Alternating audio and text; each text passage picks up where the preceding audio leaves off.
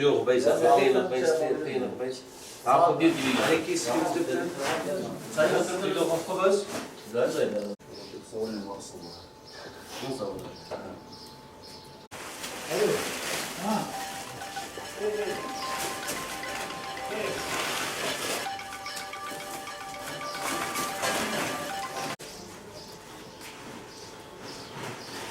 Fatih iştigal telefon. خليكم ورقة بس حاول تعالي نحضرهم.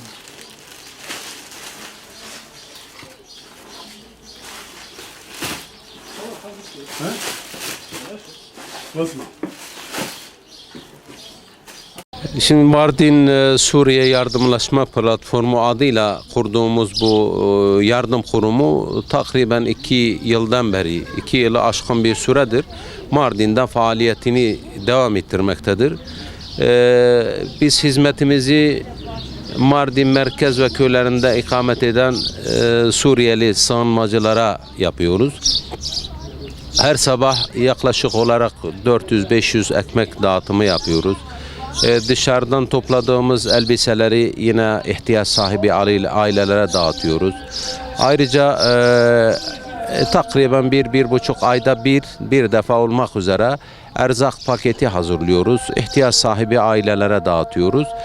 Bu ailelerin her birisinin bizde kayıtlı bilgi formları var.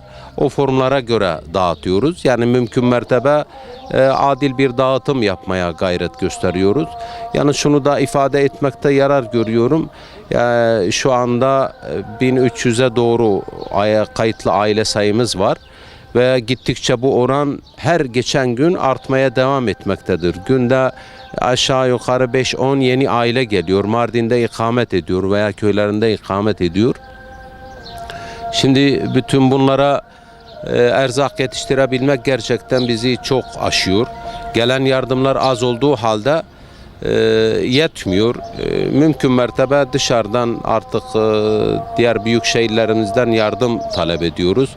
Buradan biz aracılığınızla da halkımıza sesleniyoruz. Mümkün mertebe yardımlarını buraya getirsinler. Çünkü bu yardımları kayıt altına aldığımız için daha düzgün bir dağıtım yaptığımızı düşünüyoruz. Şunu ben tekrar ifade edeyim. Şu an kaynak sıkıntımız var. Yeteri kadar veremiyoruz.